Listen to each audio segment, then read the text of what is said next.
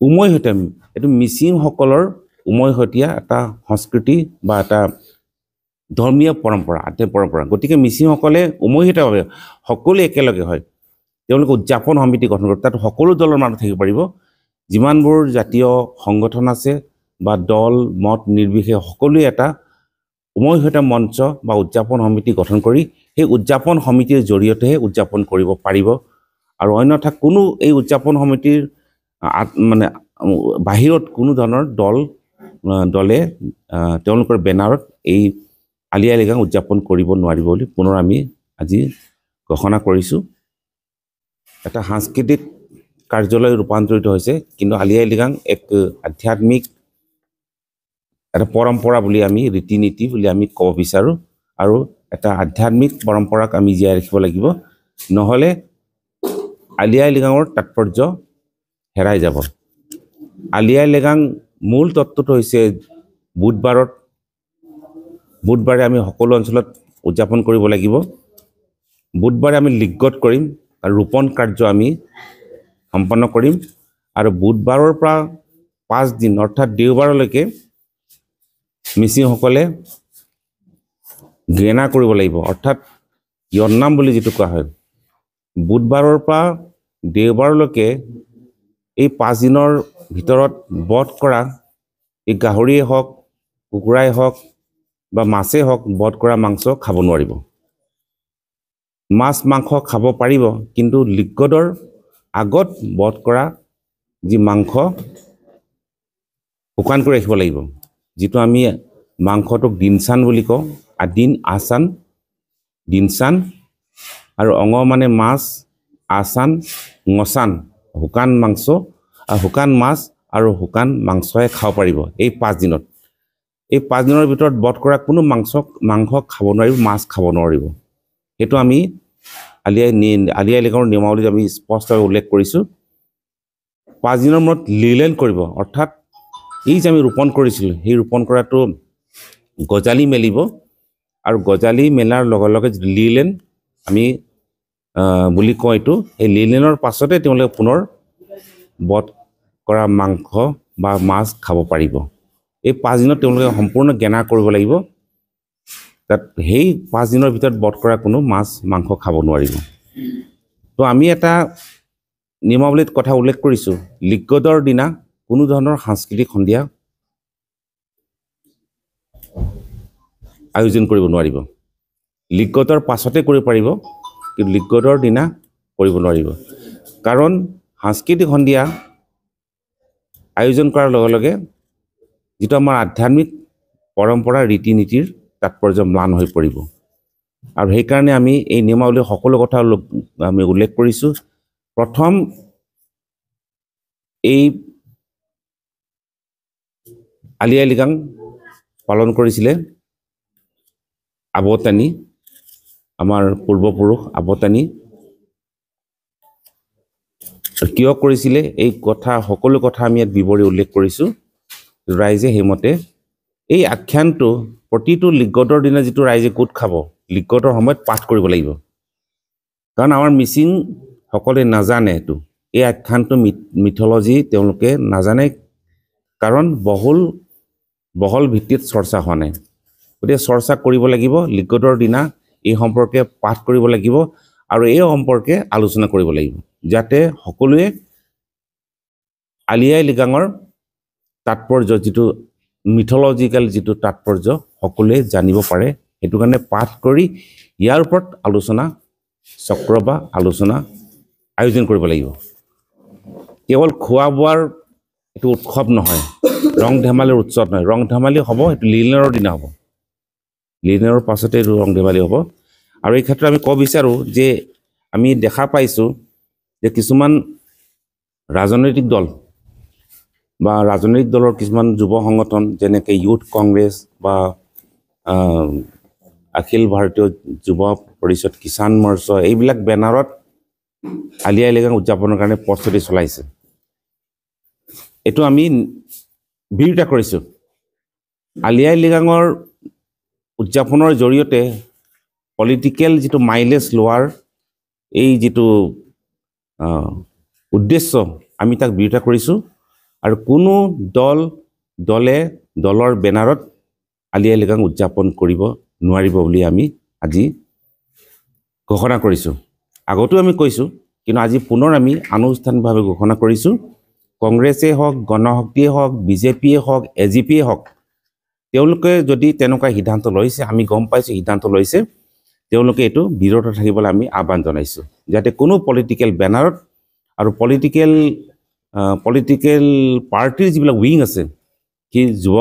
যুৱই হ'ব পাৰে, ছাত্ৰই হ'ব পাৰে, মহিলাই হ'ব পাৰে, বা যিবিলাক উইং আছে, এই উইঙৰ বেনাৰত হ'লেও আলি আই লৃগাং উদযাপন কৰিব নোৱাৰিব বুলি আমি পুনৰ ঘোষণা কৰিছোঁ। ক্ষেত্ৰ অধ্যয়ন সমিতি আমি গঠন কৰি দিছিলোঁ, আৰু ক্ষেত্ৰ অধ্যয়ন সমিতিত আছিলে সমল ব্যক্তি আছিলে একলব্য গাম, প্ৰভাত মিলি, কালীনাথ পাংগিং, ডক্টৰ পবিত্ৰ কুমাৰ পেগু, প্ৰবীণ দলে, ৰাজু মেদক, আৰু তাৰ আগতে আলি আই লৃগাঙৰ যিটো আখ্যান মিথলজি সংগ্ৰহ কৰিবৰ কাৰণে আমি এটা সমিতি আমি গঠন কৰিছিলোঁ। এই সমিতিত আছিলে ডাক্তৰ বিদ্যেশ্বৰ দলে, একলব্য গাম, মজিদ পাও আৰু ৰাজু মাদক। তেওঁলোকে বিভিন্ন অঞ্চল, অৰুণাচল আৰু অসমৰ বিভিন্ন অঞ্চলত গৈ আলি আই লৃগাঙৰ আখ্যান সম্পৰ্কে তথ্য সংগ্ৰহ কৰি তেওঁলোকে এটা খচৰা নিয়মাৱলী প্ৰস্তুত কৰিছিলে। এই খচৰা প্ৰস্তাৱটো পুনৰ ক্ষেত্ৰ অধ্যয়ন কৰাৰ কাৰণে এটা কমিটি বনোৱা হৈছিলে। তাৰপিছত জোনাইৰ যিটো জনেকৰং অধিৱেশন বানেকাবাঙৰ, তাত এই যিটো খচৰা আখ্যানৰ যিটো নিয়মাৱলী, এইখিনি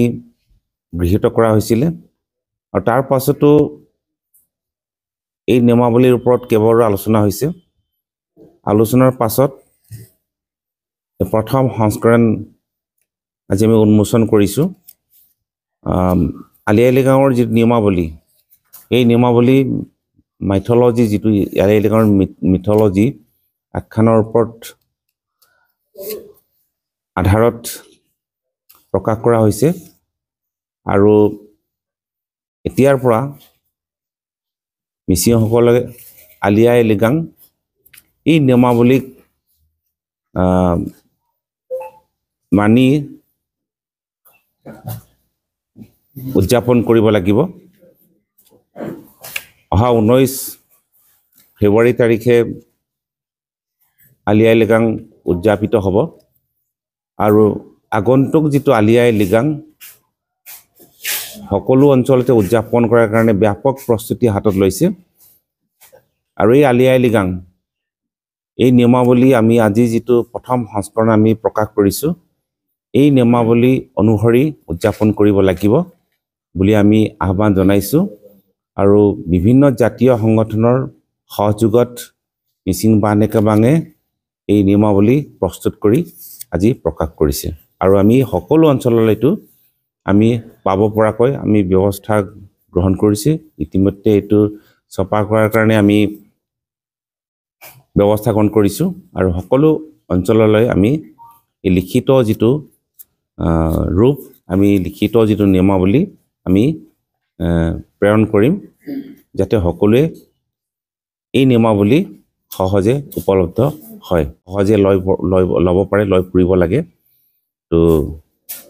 ইয়াত আমি এটা লক্ষ্য কৰিছোঁ যে এই আখ্যানটোক সময়ৰ লগে লগে এই আখ্যানটো মিচিংসকলে পাহৰি পেলাইছে। আৰু বিভিন্ন অঞ্চলত বিভিন্ন মতেৰে আলি আই লৃগাং উদযাপন কৰাৰ ফলত আজি আলি আই লৃগাঙৰ যিটো মূল যিটো গুৰুত্ব, সেই গুৰুত্ব নাইকিয়া হৈ পৰিল। আৰু এটা সময়ত গৈ আলি আই লৃগাং মাটিৰ পৰা মঞ্চলৈ আমি পোৱা দেখিবলৈ পাইছোঁ। যিটো লিগত বুলি কোৱা হয়, সেই লিগতটো মূল পৰম্পৰা যিটো লিগত, সেই লিগতৰ তাৎপৰ্য ম্লান কৰি মঞ্চৰ যিবিলাক কাৰ্যসূচী যেনে মুকলি সভা বা সাংস্কৃতিক সন্ধিয়াই গুৰুত্ব লাভ কৰিলে আৰু এই গুৰুত্ব লাভ কৰাৰ পাছতে আলি আই লৃগাঙৰ যিটো আধ্যাত্মিক যিটো গুৰুত্ব ম্লান হৈ পৰিল আৰু মূল উদ্দেশ্যৰ পৰা মিচিংসকল আঁতৰি আহিলে কিন্তু আমি ক'ব বিচাৰোঁ আলি আই লৃগাং এক উৎসৱ নহয় এইটো এটা আধ্যাত্মিক পৰম্পৰা আলি আই লৃগাং কেতিয়া কৰিছিল ক'ত কৰিছিল কিয় কৰিছিল সেই সম্পৰ্কে মিচিংসকলে পিছলৈ সময়ৰ অতিবাহিত হোৱাৰ লগে লগে পাহৰি পেলাইছিল আৰু এৰাই চলি কেৱল এটা সাংস্কৃতিক উৎসৱ হিচাপে ৰূপান্তৰ কৰিলে গতিকে আমি এই আলি আই লৃগাঙৰ মূল যিটো তত্ত্ব বা গুড়াৰ্থ বা তাৎপৰ্য আমি পুনৰ প্ৰতিষ্ঠা কৰিবলৈ বাণীকে মাঙে বিভিন্ন জাতীয় সংগঠনৰ সহযোগত প্ৰচেষ্টা হাতত লৈছিল আৰু এই প্ৰচেষ্টাৰ মূৰত আমি এক নিয়মাৱলী আমি আজি উন্মোচন কৰিছোঁ প্ৰকাশ কৰিছোঁ আৰু এই নিয়মাৱলী অনুসৰি আলি আই লৃগাং উদযাপন কৰিব লাগিব